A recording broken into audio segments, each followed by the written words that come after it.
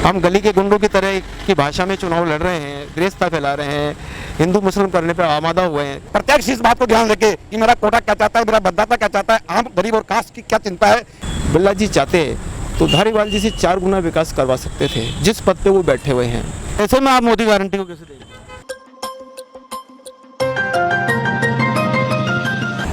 देश में लोकसभा चुनाव चल रहे हैं और हम इस वक्त मौजूद हैं कोटा, जो सबसे हाईलाइट सीट बनी हुई है। लोकसभा अध्यक्ष ओम बिरला खुद यहाँ पर चुनाव लड़ रहे हैं। कैंपेन धुआंधार चल रहा है और आज 26 अप्रैल के इस समय कोटा शहर में मतदान जारी है। और हम बात करें तो इलेक्टोरल की, तो 13 सीटों पर आज दूसरे चरण का मतदान हो रहा है। हमारे साथ में यहाँ पर कुछ प्रबुद्ध जन मौजूद हैं, कुछ वरिष्ठ पत्रकार मौजूद हैं। आइए उनसे जानते हैं इस चुनाव में किस प्रकार का रुझान देखने को मिला और सत्ता और विपक्ष पक्ष में किस प्रकार की जो चुनावी सरगर्मी थी उसे इन्होंने महसूस किया, किस प्रकार से आम जनता को जागरूक किया, क्योंकि एक पत्रकार की भूमिका काफ़ी जिम्मेदार बताई जाती है।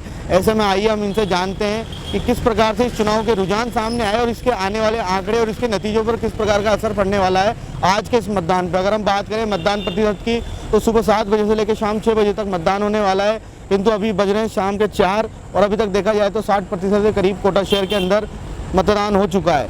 ऐसे में लगातार पार्टी प्रत्याशियों की बात करें या फिर निर्वाचन विभाग की बात करें तो तत्परता से चुनाव को संपन्न कराने की ओर सभी कार्य कर रहे हैं। आइए हम हमारे साथ में जो कुछ पत्रकार जुड़े हुए हैं उनसे बात करते हैं। हमारे बाएं ओर बैठे हैं हरीश यादव जी, वरिष्ठ पत्रकार हैं, पत्रकार प्रेस परिषद के मेंबर भी हैं और समाचार पत्र से भी जुड़े हुए हैं। हमारे दाएं ओर बैठे हैं GS भारती जी, विश्व नायक इंडिया न्यूज़ के संपादक हैं और साथ ही हमारे साथ एक प्रबुद्ध जन भी मौजूद हैं। चाय पर ये चर्चा के साथ में हम बात करेंगे कि लोकसभा चुनाव जो देश का सबसे बड़ा चुनाव होने जा रहा है। दोस्तों मैं आपको बता दूं पूरी दुनिया भर के अंदर सबसे बड़ा इलेक्शन जो 44 दिनों तक चलने वाला है, 4 जून को इसके नतीजे आएंगे। आइए हम सीधा सबसे पहले जुड़ते हैं हरीश यादव जी से और इनसे जानते हैं किस प्रकार के चुनावी समीकरण इन्होंने इस लोकसभा चुनाव के मध्यांतर देखे और इन्होंने जो जागरूकता का सर्वे किया उसमें किस प्रकार के ओपिनियन पोल सामने आ रहे हैं। हरीश जी आपका सबसे पहले हम स्वागत करते हैं। Thank you. हरीश जी आप तो जानना चाहेंगे जब से लोकसभा इलेक्शन ये शुरू हुआ तब से लेकर आज इस वोटिंग के दूसरे चरण तक आपने किस प्रकार की चुनावी प्रक्रिया को महसूस किया और किस प्रकार की हलचल अभी तक सामने आई है? खास करके कोटा में जो लोकसभा चुनाव हो रहे हैं उसमें स्पीकर पद से ओम बिरला जी हैं बीजेपी के और उन्हीं के प्रतिद्वंदी रहे बीजेपी में जो वर्तमान में कांग्रेस से चुनाव लड़ रहे हैं प्रहलाद गुंजल जी। यहाँ साफ इस पर दिखाई दे रहा है कि दोनों में टक्कर है और अच्छी टक्कर है। समर्थन प्रहलाद गुंजल जी को भी अच्छा मिल रहा है और बिरला जी को भी अच्छा मिल रहा है। लेकिन जहाँ तक मैनेजमेंट का सवाल आता है, बिरला जी का प्यारा मैनेजमेंट है और शांत स्वभाव के सरल होने के नाते वो हर किसी के निकट हैं। वहीं हमारे गुंजल साहब हैं, वो तेज तर्रार हैं, दमंग हैं और जनता के हितैषी हैं। उनके हर दुख दर्द में वो शरीक होते हैं, इसलिए जनता उनको भी लाइक करती है। अब देखना यह है कि बीजेपी का जो कोर वोटर है वो गुंजल जी के साथ कितना जा पाता है। लेकिन वहीं दूसरी तरफ कांग्रेस भी एक्टिव होकर के प्रहलाद जी के साथ लगी हुई है। खास करके धारीवाल जी वो भी एक्टिव हो गए हैं। पूर्व CM अशोक गहलोत जी ने भी व्हाट्सएप पे और अन्य माध्यमों से प्रहलाद जी का जन संपर्क करने के लिए और वोटिंग करने के लिए कहा है। उन्होंने बताया कि मैं किसी कारण से नहीं आ पाया। बाकी और भी नेता आए हैं। वहीं दूसरी ओर बिरला जी की तरफ से गृह मंत्री अमित शाह साहब आए हैं, स्टेट के भजन लाल जी CM और उनके डिप्टी CM और अन्य अनेक मंत्रीगण आ चुके हैं। बाहुल रच बसता गया है, लेकिन जनता क्या करना चाहती है, क्या होना चाहिए, ये पता नहीं लग पा रहा है। हम तो इस कयास में पहुंचे हैं कि टक्कर तो है और टक्कर क्या परिणाम देगी ये 4 तारीख को पता लग जाएगा। जैसा कि ये कह रहे हैं कि कांग्रेस में और बीजेपी में खासी टक्कर बताई जा रही है और धुआंधार प्रचार चल रहा है। और हम बात करें तो स्टार प्रचारकों की भी यहाँ पर लगातार सरगर्मी बनी हुई है, आना जाना लगा हुआ है। हाल ही में थोड़े दिन पहले यहाँ पर खुद गृह मंत्री अमित शाह आकर यहाँ पर कैंपेन करके गए हैं। और भी हम बात करें तो यहाँ पर कुछ चीफ मिनिस्टर भजन लाल शर्मा, डिप्टी CM दिया कुमारी, प्रेमचंद बेरवा से लेकर खुद विधानसभा के स्पीकर किरोड़ी लाल मीणा तक ने भी यहाँ पर चुनावी मौसम को संभाले रखा। और हम बात करेंगे अब हमारे साथ में, तो भारती जी हम आपसे जानना चाहेंगे, आपने सुना अभी हरीश जी को, इस चुनाव के ऊपर मोदी फैक्टर का कितना असर पड़ने वाला है और आप इनकी बातों से कितने सहमत हैं? बहुत बहुत धन्यवाद। समाचार ग्रुप को मैं स्वागत करता हूं, धन्यवाद, बधाई हो आपको। आज चुनावी समय चल रहा है। बात करें वोटर की वोट किस तरह से डिफाइंड हो रहा है, किस तरह से बट रहा है, वो थोड़ा सा एक 2 मिनट में समझाना चाहूँगा। कोटा बूंदी लोकसभा क्षेत्र में हमारे लगभग 20 लाख 25 हज़ार लगभग मतदाता है, और उसमें से 60% अगर हमारी मतदान होता है तो लगभग सीधी बात मैं करना चाहूँगा 14 लाख 13 लाख 13.5 लाख वोटिंग होगी। तो 13.5 लाख और 14 लाख जो वोटिंग होगी उसमें हम डिवाइडेशन करते हैं कि किसकी हार होगी और किसकी जीत होगी। मैं किसी भी सर्वे से नहीं बता रहा, हमारे विश्व नायक न्यूज़ जो चैनल का सर्वे है, हमारी टीम ने जो सर्वे किया है, आज वो वोट किस तरह का ध्रुवीकरण बता रहा है। मैं किसी बीजेपी के किसी कांग्रेस की बात नहीं करूँगा। जिस तरह से आज लोकसभा स्पीकर हमारे जो शीर्ष नेतृत्व पर रहे, उनके सामने बहुत सारे फैक्ट सामने आए हैं। पहला फैक्ट हमारे बीच में आया कि एयरपोर्ट हमारे यहाँ पर पूर्ण रूप से हिस्सा भी नहीं हुआ, घोषणा हो चुकी थी, लेकिन किस कारण से हुआ ये दोनों पार्टियां दोनों थोड़े समझे। लेकिन बात करूंगा मैं कि वोट कहाँ किस जगह कैसे गाएगा। आज बीजेपी और कांग्रेस की हम बात करें तो आज जो कांग्रेस का जो कैंडिडेट है उसको कहाँ से किस तरह कितने वोट मिलेंगे वो मैं बताना चाहूँगा कि माइनॉरिटी के जितने वोट हैं कम से कम 2 से अभाव 2 लाख 2.5 लाख के बीच के जो अभाव वोट है, उसमें से 2 लाख वोटों के लगभग मेरा एक आंकड़ा है 2,81,000 या 1.5 लाख जो वोट है वो सीधे सीधा कांग्रेस के खाते में जाएंगे। मैं बात करता हूँ एससी वोटों की बात करता हूँ तो एससी वोट 3.5 लाख 4 लाख के वोट हमारे बीच में कोटा लोकसभा बूंदी में है। उसमें 50% में जाता हूँ तो 50% कांग्रेस को जा सकते हैं, 50% आपको बीजेपी जाएगी। मेरे कुछ शब्दों से कुछ ऐसा लगेगा कि मेरा कहीं झुकाव है, मैं कहीं झुकाव नहीं है, लेकिन मेरा व्यक्तिगत विश्लेषण है, हमारी टीम ने विश्लेषण किया है। बात करता हूँ मैं मीणा सवाल के जो वोट हैं लगभग 190 के लगभग वोट है। उसमें से अगर आंकड़े भी बांधते हैं तो 1,30,000 1,40,000 वोट वो कहीं गुंजल साहब को मिल सकते हैं, क्योंकि मीणा फैक्टर उधर मीणा हमेशा कहते आए हैं कि कहीं मोदी सरकार अगर फिर बाहुबल में आ गई तो हमारा आरक्षण खत्म कर देगी। ये मुद्दा बीच में चला था, लेकिन ऐसी बात सामने नहीं आई है। उसके बाद मैं बात करूँ गुर्जर समाज की बात करूँ, गुर्जर समाज 1,10,000 वोट हमारे बीच में है, तो पूरे वोट हमारे नहीं पड़ सकते। 170 वोट अगर पड़ते हैं तो कहेंगे किसी न किसी रूप में गुंजल जी के खाते में जा सकते हैं। बात करता हूँ ओबीसी वोटों की, ओबीसी वोट करते हैं 4.5 लाख वोट हमारे कोटा लोकसभा क्षेत्र में है। उसमें 50% की बात करूँ तो 1 लाख वोट अगर गुंजल को मिलते हैं तो कहेंगे किसी रूप में। देखिए तो हमारे पास जनरल कास्टेड है जिसमें सारे समुदाय आ जाए, 3-4 बड़े समुदाय हैं, वो अगर वो आते हैं उसमें से 1 लाख वोट अगर गुंजल को मिलते हैं तो मेरे हिसाब से मेरी टीम सर्वे की टीम के हिसाब से तो यहाँ पर 10 से 20 हज़ार वोटों का जो आंकड़ा मिलता है, 10,000 या 20,000 वोट से भला जीत सकते हैं। 10,000 या 20,000 वोट से आपके हमारे लोकसभा स्पीकर जो माननीय श्री ओम बिरला जी जीत सकते हैं। वहाँ से 10 से 15,000 वोटों की जो हारो जीत होगी। और आज पूरा जो मतदाता है लवरेज के साथ में क्रांतिकारी तरीके से अपने अपने मतदाताओं को, अपने परिवार को वोट करवा रहा है। मेरा सबसे पहला वोट मेरे बूथ नंबर 118 पड़ा है और मैं खुद 7 बजे के 5 मिनट पहुँच गया था परिवार को लेकर, और वोट अच्छे तरीके से दिया गया है। और मैं चाहूँगा कि आज जो चुनावी समय का विश्लेषण हो रहा है वो कहीं न किसी न किसी रूप में इफेक्ट होगा और एक नया इतिहास लिखा जाएगा। और कहा जाता है कि परिवर्तन सबसे बड़ी चीज होती है, परिवर्तन हो या नहीं हो, लेकिन प्रकृति क्या चाहती है। प्रकृति आज पुकार करती है, कोटा कुछ पुकार कर रहा है, कोटा क्या चाहता है। आम अगर मान लो प्रत्यक्ष इस बात को ध्यान रखे कि मेरा कोटा क्या चाहता है, मेरा मतदाता क्या चाहता है, आम गरीब और कास्ट की क्या चिंता है, महंगाई और गरीबी, इसमें बड़ी इफेक्ट रहा है।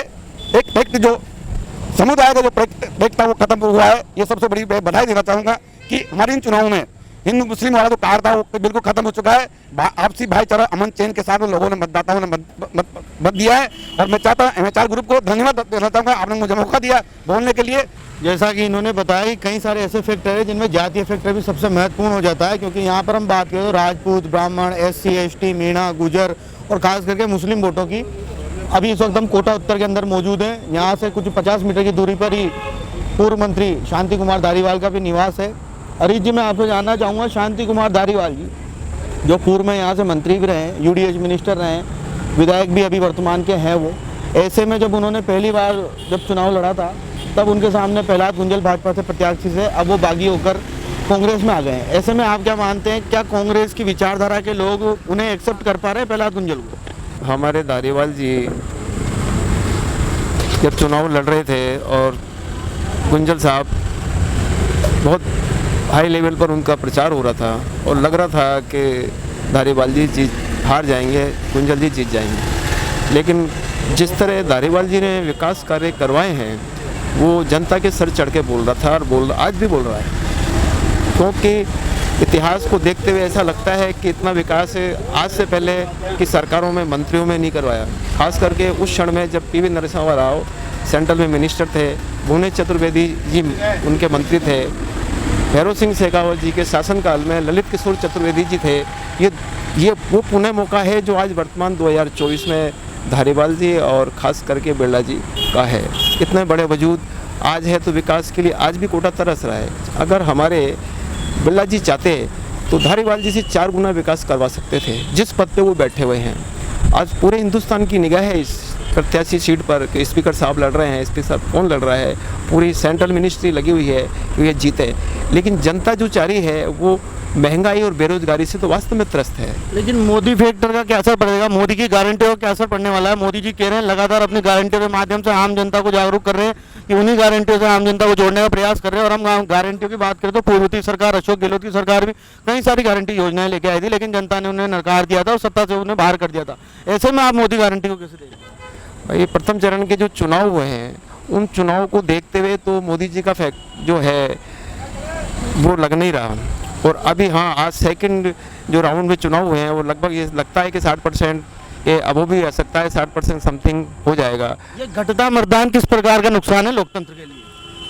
लोकतंत्र के लिए तो बहुत नुकसानदेह है कि जनता आ नहीं रही है बाहर, और 100% मतदान हो तो पता लगे किसकी सरकार जनता ने चुनी है, बाकी तो एहसास नहीं होता। क्या देखते हैं आप, मूल रूप से भाजपा के मूल वोटर आप किस जातीय समीकरण को ज़्यादा मानते हैं? भाजपा के मूल ये जनरल कास्ट में खास करके व्यापारी जगत है। व्यापारी जगत बीजेपी से काफ़ी अटैचमेंट रहता है, और अदर ओबीसी भी है। और पहले जैसी बातें नहीं है कि कुछ जाति विशेष ही बीजेपी की हुआ करती थी या कांग्रेस की हुआ करती थी, वो काफ़ी चेंजिंग आ चुका है। खास करके मीणा की जहाँ बात आती है तो मीणा भी काफ़ी बीजेपी में आ चुका है और कांग्रेस में जा चुका है। अच्छा, आपने इस चुनाव को बहुत गहराई से देखा होगा और आपने लगातार इस पर रिपोर्टिंग भी की है, समाचार भी आपने संकलन किए हैं इसमें। तो इस चुनाव के अंदर आप बता रहे हैं जो टक्कर है, इस टक्कर के अंदर आपने देखा हो कई जगह वाक और विचार युद्ध भी हुए। तो ऐसे ये वाक और विचार युद्ध कहाँ तक इस लोकतंत्र की परंपराओं में आप सही मानते हैं? वाक युद्ध गलत है, विचार युद्ध होना चाहिए, मुद्दे पर चुनाव लड़ा जाना चाहिए। वाक से क्या है, जिस टॉप पर लीडर और मंत्री बैठे हुए हैं वो अगर ऐसा बोलेंगे तो आम जनता क्या बोलेगी? हम गली के गुंडों की तरह की भाषा में चुनाव लड़ रहे हैं, द्वेषता फैला रहे हैं, हिंदू मुस्लिम करने पर आमादा हुए हैं। सीट सर्वोपरि नहीं है, देश तो रहेगा, देश कल भी था, आज भी और आने वाले टाइम पे भी रहेगा। नेता आएंगे जाएंगे, सरकारें आएंगी जाएंगी, लेकिन भाईचारा बना रहे हिंदुस्तान का, मेरा यही निवेदन है। भारती जी, हम आपसे जानना चाहेंगे इस चुनाव के मद्देनजर मीडिया की पारदर्शिता को आप कैसे देखते हैं कि लोकतंत्र में मीडिया का जो महत्वपूर्ण स्थान है वो इस लोकतंत्र के इस चुनाव को महत्वपूर्ण बनाने के लिए और विशेष बनाने के लिए मीडिया की किस प्रकार की पारदर्शिता आपको नजर आई सामने? कि यहाँ पे मीडिया ने किस प्रकार से इस इलेक्शन कैंपेन को संभाला और इस इलेक्शन कैंपेन की पल पल की जानकारी आम जनता तक पहुँचाई, और किस सटीकता से और किस सकारात्मकता को आप उसमें देखते हैं? बहुत बहुत धन्यवाद सर।